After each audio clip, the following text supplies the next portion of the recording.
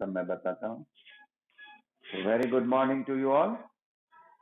और एक बच्चा मुझसे पूछ रहा है कि SI unit of force is newton and the CGS in case of CGS it is dyne. तो देखो बच्चा, मैं बता रहा हूँ आपको कि एक अलग से आप टॉपिक आप पढ़ेंगे, 9th में हो सकता है आपको पढ़ाया जाए, और वो चैप्टर होता है यूनिट। खासकर उस पर जोर दिया जाता है यूनिट। तो यूनिट में क्या होता है कि एक सिस्टम बनाया गया है। जैसे आप अभी क्लास 8 में मैथ्स वगैरह बनाते होंगे, तो मान लिया डिस्टेंस टाइम, इससे यदि सवाल रहता होगा तो बहुत बार आप देखते होंगे डिस्टेंस किलोमीटर में दिया रहता होगा, टाइम सेकंड में दिया रहता होगा। तो आप अपने सर से पूछते होंगे, सर क्या करें, डिस्टेंस को मीटर में बदल दें या टाइम को आवर में बदल दें, ऐसा पूछते हैं, है ना। तो वो चीज को कंफाइन करने के लिए कि नहीं, ये सब कैसे आपको कब बदलना है कब नहीं बदलना है, उसके लिए सिस्टम बनाया गया यूनिट के लिए। और वो एक है इसमें MKS। MKS सिस्टम मीन्स क्या हुआ, ऐसे मैंने मेटल्स एंड नॉन मेटल लिख दिया है तो थोड़ा सा गड़बड़ ऐसा लगेगा कि मेटल्स एंड नॉन मेटल्स और नीचे MKS, लेकिन खैर। तो ये MKS बताता क्या है कि लेंथ में आपको मीटर यूनिट लेकर चलना है, ठीक। मास के लिए किलोग्राम लेना है आपको, ओके, किलोग्राम लेना है। और टाइम के लिए आपको सेकंड लेना है। ये एक नियम बन गया for length this is for mass and this is for time, okay. But in case of CGS क्या होता है कि लेंथ के लिए सेंटीमीटर, मास के लिए gram, and for time it is taken second. This is a system, okay. हाँ, तो अब क्या है, अभी और मुझे बोलना होगा कि अब क्या है कि MKS का ही एलोबरेटेड फॉर्म है SI यूनिट, ठीक। किसी फिजिकल क्वांटिटी, ज्यादातर आप जो भी फिजिकल क्वांटिटी का यूनिट देखते हैं वो MKS में ही देखते हैं, लेकिन बहुत सारे फिजिकल क्वांटिटी का SI unit same as MKS होता है। और मैं बच्चों को एक ऐसे ही फन के लिए बोल देता हूँ कि मेरा नाम भी इसी से रिलेटेड है, मनीष कुमार सिन्हा, है ना। फिजिक्स पढ़ाता हूँ और उसमें एक एब्रिविएटेड फॉर्म में है MKS। मैं इंट्रोड्यूस जो करता हूँ ना क्लास में पहला, तो इसी को लेकर करता हूँ। खैर, तो यहाँ मैं बताना चाहूंगा कि जैसे वेलोसिटी का अगर MKS यूनिट लें तो वेलोसिटी का फॉर्मूला क्या होता है, डिस्प्लेसमेंट बाय टाइम। शायद आप नहीं जानते होंगे तो स्पीड तो जानते होंगे ना, स्पीड का तो फॉर्मूला जानते होंगे, डिस्टेंस बाय टाइम, है ना। तो डिस्टेंस क्या में मेजर करोगे, ये अब नियम हो गया कि आपको मीटर में मेजर करना है। No no no no no, not kilometre, metre. MKS बोल रहा है कि आपको मीटर, अगर किलोमीटर दिया भी है तो उसको मीटर में बदलना है। तो यहां मैं लिखा मीटर, और टाइम के लिए सेकंड, यानी स्पीड का यूनिट क्या हो गया, मीटर पर second, okay. And this is also the SI unit of speed, okay. लेकिन चूंकि आपको, मुझे जैसा लग रहा है कि आपको इंटरेस्ट बढ़ चुका है आप लोगों को, तो मैं यहाँ पर एक ये फिजिकल क्वांटिटी ले रहा हूं, और वही CGS में लिखना रहता तो क्या हो जाता, सेंटीमीटर पर सेकंड। लेकिन वो SI यूनिट नहीं हुआ। अब आप फोर्स, थोड़ा इसमें कठिन लगेगा। फोर्स होता है मास इंटू एक्सेलरेशन। तो मास का हो गया kg, और एक्सेलरेशन मैं ही बता देता हूं, अभी आप पढ़े नहीं है, मीटर पर second square. This is the MKS unit. लेकिन यहां पर ऐसा यूनिट डिफर कर जाता है, क्योंकि देखो फोर्स के फील्ड में न्यूटन ने बहुत कंट्रीब्यूशन किया है, ज्यादा बताया है, तो कभी कभी ऑनर देने के लिए भी थोड़ा हट कर एक विशेष नाम दे देते हैं। इसी को कुल मिलाकर हम लोग बोल देते हैं न्यूटन। Okay, Newton. लेकिन वही सीजीएस में अगर बात करें, सीजीएस में तो किलोग्राम हो जाएगा ग्राम, मीटर हो जाएगा सेंटीमीटर, और सेकंड स्क्वायर। ठीक ठीक, ओके। लेकिन ये दोनों बराबर नहीं होता है, ठीक है। 1 newton is equal to 10⁵ dyne होता है। तो वो छोड़िए आप, खाली आप जानिए कि सीजीएस में इसको क्या करते हैं, डाइन कह देते हैं, डाइन। ठीक है, ओके। जो बच्चा पूछ रहा था एक, हाँ ओके, तो ऐसे ही पूछना, ठीक ना। तो मुझे भी ना लगेगा कि आप लोग कितना इंटरेस्ट ले रहे हैं, है ना। देखो, मेटल्स एंड नॉन मेटल्स है क्या यहाँ पर। यहाँ पर क्या बात है कि 1 मिनट पार्टिसिपेंट,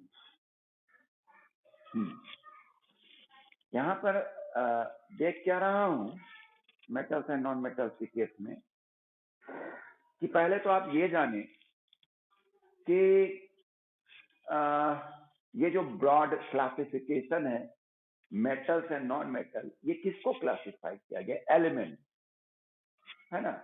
ये हम लोग जानते हैं ना कि सब्सटेंस आप सुने होंगे, सब्सटेंस सुने होंगे, और उसमें एक प्योर सब्सटेंस बोला जाता है, प्योर सब्सटेंस, और दूसरा बोला जाता है इम्प्योर सब्सटेंस, इम्प्योर सब्सटेंस। देखो मैं उल्टा ब्रांच बना रहा हूं, जनरली नीचे ब्रांच बनता है, मैं ऊपर बना रहा हूं, जानबूझकर बना रहा हूं। तो सब्सटेंस प्योर होता है और इम्प्योर होता है। कोई बताएगा प्योर और इम्प्योर क्या है भाई।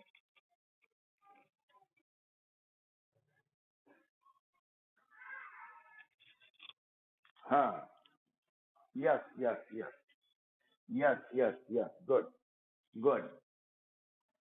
प्योर सब्सटेंस हो गया कि इसमें आपको एलिमेंट भी आ गया जो सिर्फ एक ही चीज से बना हो, कंपाउंड भी आ गया, कंपाउंड भी आया, और इम्प्योर में क्या आ गया हमारा, मिक्सचर। ठीक है, मिक्सचर आ गया। तो अब यहाँ पर बात उठती है कि कोई भी सब्सटेंस, चाहे वो मिक्सचर हो, चाहे कंपाउंड हो, चाहे वो सब बना है एलिमेंट से, बना है ना जी, सब बना है एलिमेंट। इसलिए हम लोग कह सकते हैं कि elements are the building block of any substances. जैसे आपका मकान बना हुआ है ब्रिक्स से, है ना, bricks are the building block. क्या, चाहे कितना भी महल बना दिया जाए, वो ब्रिक का जरूरत पड़ा ही है उसमें। ठीक, तो अब बात आई कि यहाँ एलिमेंट है, तो एलिमेंट 118 एलिमेंट डिस्कवर्ड है, 118। आप 10th में जब जाइएगा तो जानिएगा कि कैसे धीरे धीरे डिस्कवरी हुआ। एलिमेंट था तो एलिमेंट शुरू, लेकिन पहचानोगे तब ना भाई, है ना, पहचानेंगे, उससे कुछ काम करेंगे तब ना। एक होता है डिस्कवर्ड, नोन, ठीक है। अब प्रेजेंट, प्रेजेंट है, अननोन हुआ ही नहीं, तो क्या मतलब। और साथ में फिर होता है एस्टैब्लिश, कि उसको हम अप्लाई कर पाए कि नहीं, कि खाली हाँ मिल गया है, वो भी काउंट नहीं होता है वैसे। जैसे कहा जाता है कि 100 एलिमेंट नोन तो है, लेकिन जो रिएक्शन वगैरह है या प्रॉपर्टीज जो हम जाने हैं वो 115 का ही जाने। ठीक है, तो बहुत मेहनत हुआ, इसको क्लासिफाई किया गया। अब 118 एलिमेंट, सबका प्रॉपर्टी जानना संभव है नहीं ना, नहीं संभव है, एक एक को कैसे। तो आप देखिएगा क्लासिफिकेशन होता है कि एक बांट दिया गया कुछ को, एक ग्रुप में रख दिया गया कि देखो ये एलिमेंट है, इसमें ऐसा प्रॉपर्टी पाया जाता है। जैसे मान लिया कि आप स्कूल जाते हैं, स्कूल जब जाते हैं तो आप भी तो क्लासिफाइड हैं, आप भी तो बटे हुए हैं, नहीं बटे हुए हैं, कोई 8 में है, कोई 9th में है, तो कुछ सोच के ना 8 में रखा गया कि हाँ ये बच्चा 8 तक का जानकारी रखता है ना, तो उसको 8 में रख दिया गया। या आप अलमीरा में ही कपड़ा रखते हैं तो क्लासिफाई करते हैं कि नहीं, सॉक्स को कहीं रखते हैं, ट्राउजर को कहीं रखते हैं, शर्ट को कहीं रखते हैं, एक होता है क्लासिफिकेशन होता है, ताकि हमको पता चल जाए कि हाँ भाई इस सॉक्स का है मेरा दराज, इसमें कई सॉक्स मिल जाएंगे हमको, और सॉक्स बस है प्रॉपर्टी, समझे कि सॉक्स। तो वैसा ही यहाँ भी क्लासिफिकेशन किया गया, लेकिन उतना ज्यादा डेप्थ में क्लासिफिकेशन नहीं करेंगे। यहाँ हम लोग दो पार्ट में ब्रॉडली डिवाइड किया गया है। लावोजियर एक साइंटिस्ट थे, उन्होंने डिवाइड किया था मेटल एंड नॉन मेटल, ठीक है, मेटल एंड नॉन मेटल। तो यहाँ सिर्फ हम लोग दो ही पार्ट को देखेंगे, एक मेटल देखेंगे और दूसरा नॉन मेटल देखेंगे। ओके, नॉन मेटल देखेंगे। तो ये बात हो गई भाई कि एलिमेंट्स को हमने दो पार्ट में क्लासिफाई कर दिया, and that are metals and non-metal. Lavoisier was the scientist who broadly classified the elements into two categories. Okay, now next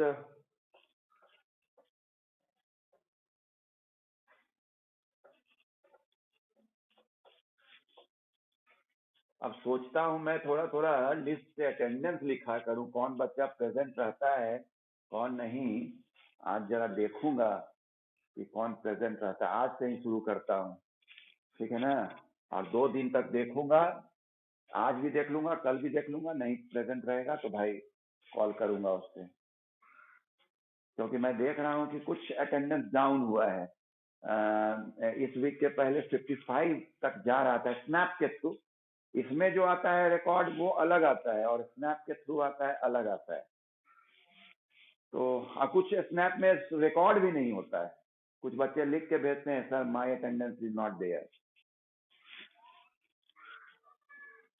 तो ऑकरेंस, ऑकरेंस मतलब क्या हुआ भाई कि वो किस रूप में कहाँ पाया जा रहा है वो देखें, occurrence of element. Okay, occurrence ये तो डेफिनेट है कि मेटल्स बहुत ही एबंडेंट है, बहुत अच्छी मात्रा में पाया जा रहा है, और उसमें एल्युमिनियम सबसे ज्यादा पाया जा रहा है, ठीक है। सबसे मेटल की बात करें अगर तो ये अर्थ क्रस्ट में पाया जा रहा है, ठीक है ना, अर्थ क्रस्ट, और इसमें सबसे ज्यादा आपको है एल्युमिनियम और देन आयरन है ना, it is followed by iron. और इसमें आपको चर्चा किया गया है, हल्का फुल्का बताया गया है कि कुछ मेटल्स हाईली रिएक्टिव होते हैं, जैसे सोडियम पोटेशियम, ये सब हाईली रिएक्टिव। सोडियम इतना रिएक्टिव है कि अगर तुम वाटर में उसको डाल दो सोडियम को, ठीक है ना, सोडियम को, तो आग पकड़ लेगा, कैच कर लेगा ये, ठीक ना, इतना वो हाईली रिएक्टिव है। इसीलिए सोडियम को केरोसिन में रखना पड़ता है, वाटर में रखेंगे तो रिएक्ट कर जाएगा, खुला रखेंगे तो रिएक्ट कर जाएगा एयर से, इसीलिए yes yes sodium very reactive, very reactive, बड़ा सॉफ्ट होता है। जैसे मेटल्स आर हार्ड, आप प्रॉपर्टी पढ़िएगा, मेटल्स आर हार्ड, लेकिन केमिस्ट्री में तो आपको अपवाद मिलेगा, एक्सेप्शन मिलेगा। सोडियम इतना सॉफ्ट है, साबुन है इतना, और वही लोहा भी मेटल है, साबुन इतना सॉफ्ट है लोहा, नो, बहुत हार्ड है। और नॉन मेटल के बारे में कहा जाता है it is not so hard like metal, बस उसमें एक्सेप्शन है डायमंड, जो कि मेटल से भी हार्ड है ना, तो थोड़ा सा तो याद रखना होगा। सोडियम इतना रिएक्टिव है कि किसी को स्टोर करने के लिए इसको केरोसिन के अंदर रखना पड़ता, आप बाद में जान, हाँ हाँ हाँ ठीक बोलिए, yes yes, because why paraffin wax you are saying, because वही मैं बताना चाह रहा था कि दिक्कत क्या होता है कि कुछ बातें ऐसी होती है जो थोड़ा बहुत बताना जरूरी पड़ जाता है कि आपको दिमाग में लग रहा होगा कि सर बोल रहे हैं कि वाटर में नहीं, वाटर में रिएक्ट कर जाता है, केरोसिन में रख दीजिए। हल्का मैं बता दे रहा हूँ कि बहुत सारी चीज ऐसे होते हैं, जैसे वाटर सबसे ज्यादा हर चीज को घुलाने की क्षमता रखता है, ठीक है, वाटर यूनिवर्सल सॉल्वेंट कहलाता है। लेकिन बहुत चीज जो है जैसे वाटर में नहीं डिजोल्व होगा, तो एक तरफ वाटर है और दूसरी वाटर हो गया इनऑर्गेनिक। इनऑर्गेनिक हल्के रूप में समझो कि जिसमें कार्बन प्रेजेंट ना हो। तो वाटर को वैसे ही चीज को घुलाने में पसंद पड़ेगा जो इनऑर्गेनिक हो, यानी जिसमें कार्बन प्रेजेंट नहीं हो। लेकिन जो चीज वाटर में नहीं घुल पा रहा हो, संभव है कि वो इनऑर्गेनिक में घुल जाए। इनऑर्गेनिक जैसे आपने नाम लिया थी पैराफिन वैक्स, मैंने नाम लिया किरोसिन, है ना। अब दूसरा देख लो, किरोसिन को दोस्ती नहीं है वाटर से। किरोसिन को अगर पानी में डालो तो नहीं घुलेगा, है ना। इसीलिए सोडियम चूंकि वाटर से रिएक्ट कर जाता है, तो हम लोग वाटर से थोड़ा विपरीत गुण वाला चीज ले लेते हैं, किरोसिन, उसमें ठीक रहता है। तुम जो पैराफिन वैक्स बोली, कौन बोली बच्ची, नाम बताइए। Vipasha, very good Vipasha. तो वो भी ऑर्गेनिक है, समझ गई।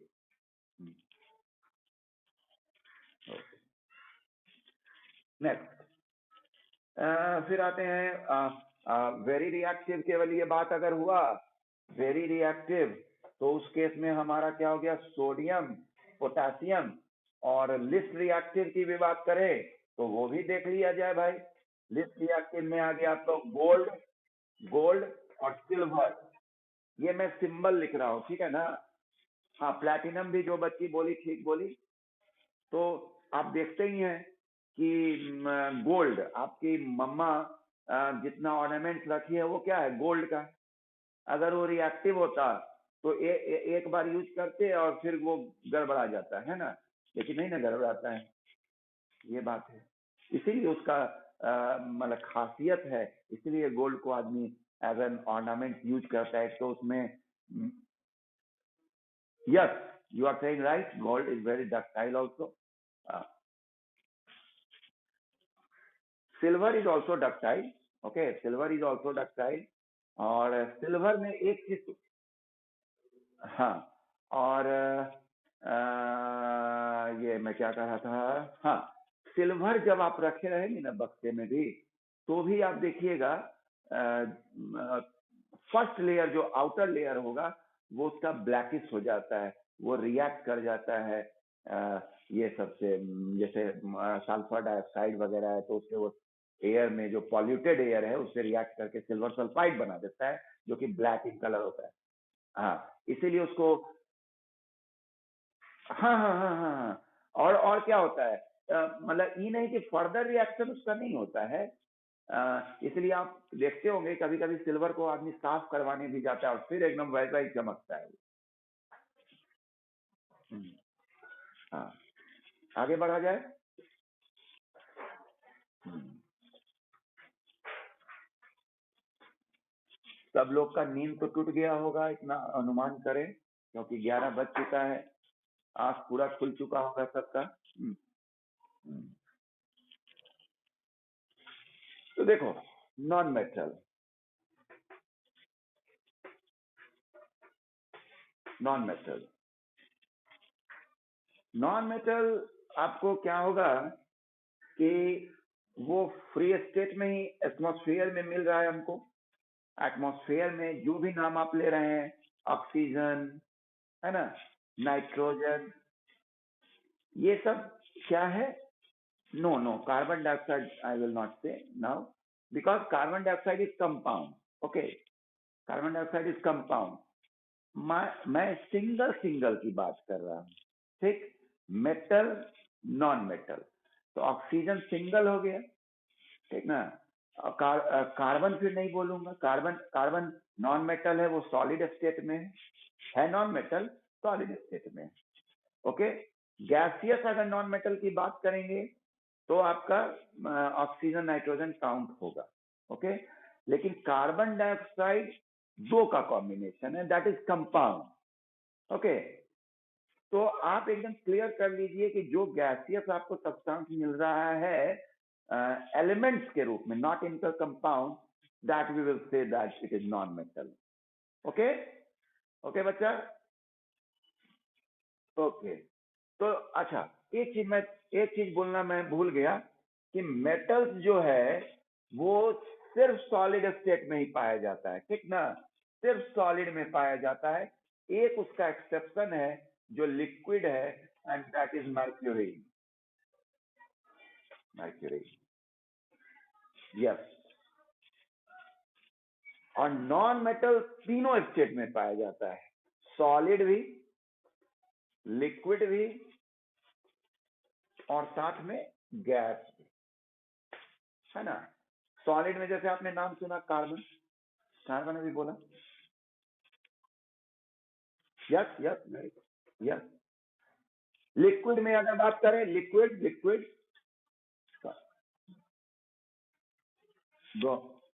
ब्रोमियन नहीं, ब्रोमीन या ब्रोमाइन बोलिए, ठीक है ना। और गैस का नाम तो हम लोग सुन ही लिए, है ना। गैस में हो गया नाइट्रोजन, ऑक्सीजन हो गया, ठीक, ये सब बातें, यस। तो मैं समझ रहा हूं कि आप लोगों को ये पता चल गया। और यहाँ ये लिख रहा है कि स्वाभाविक है, देखो जो रिएक्टिव एलिमेंट होगा वो अकेला तो नहीं रहेगा। जैसे बच्चा में ही जो लड़ाई झगड़ा करने वाला है उसको रिएक्टिव समझे, है ना। तो वो कभी सिंगल रहेगा, कभी उसको मारेगा, कभी उसको पीटेगा। हमेशा सुनेंगे कि कोई केस आया है कि उसको मारा या उससे मार खाया, तो उसको आप समझिए कि वो किसी से रिएक्ट कर रहा है, कंपाउंड बनेगा, ठीक। और जो एकदम शांत तमन्ना, ऐसा एकदम सीधी बच्ची जो है ना, तो अकेले बैठी हुई है। तो वैसा ही क्या होता है नॉन मेटल के केस, है ना तमन्ना, हेलो। तो वैसे ही क्या होता है नॉन मेटल के केस में भी, कुछ रिएक्टिव होते हैं, कुछ नॉन रिएक्टिव होते हैं।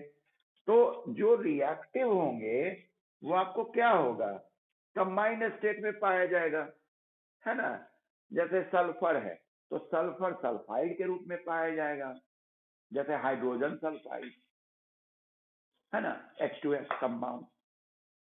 और फिर एक और बात, नॉन मेटल में कार्बन ही है।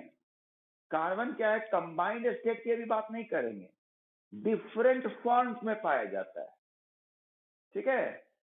डिफरेंट फॉर्म, एक वर्ड आ रहा है, एक वर्ड आ रहा है मेरे पास, बुक में लिखा हुआ है कि नहीं, वो वर्ड नहीं लिखा है लेकिन एग्जाम्पल दे दिया है। उसको कहते हैं एलोट्रॉप, ठीक है, एलोट्रॉप। एलोट्रॉप, एलोट्रॉप क्या हो गया, yes yes, very good, yes. Allotrope means हुआ, हाँ, एलोट्रॉप मीन्स हो गया कि physical existence is different but chemically they are identical, ठीक है। Physical means outer appearance different आपको दिखे। जैसे सोचो, आप जो डायमंड खरीदते हैं दिवाली दशहरा में, और एक कोई कोयला खरीदा, ठीक, एक कोयला खरीदा और एक डायमंड खरीदा। डायमंड कितना कॉस्टली है, अब कोयला तो मतलब उसकी अपेक्षा तो कम कॉस्टली है ही, है ना। तो दोनों ही कार्बन से बना हुआ है, बोथ आर आइडेंटिकली सेम, लेकिन आउटर अपीयरेंस देखिए, समझ ही रहे, कहाँ डायमंड, है ना। कोई कोयला का अंगूठी पहनता है तो ये बात है। तो ये फेनोमेना जो कहलाता है ना, वो एलोट्रॉपिक कहलाता है। और जो एग्जाम्पल आया उसको कहते हैं एलोट्रॉप। यानी हम लोग कहेंगे कि कार्बन के 3 एलोट्रॉप्स होते हैं। एक हो गया आपको डायमंड, सेकंड ग्रेफाइट, अब बाकी मिस्टर फ्लोरीन। तुम इतना देखो ना, डायमंड ग्रेफाइट का आपस में कितना अंतर है। Diamond hard, graphite soft. Diamond is bad conductor of electricity, graphite is good conductor of electricity, है ना।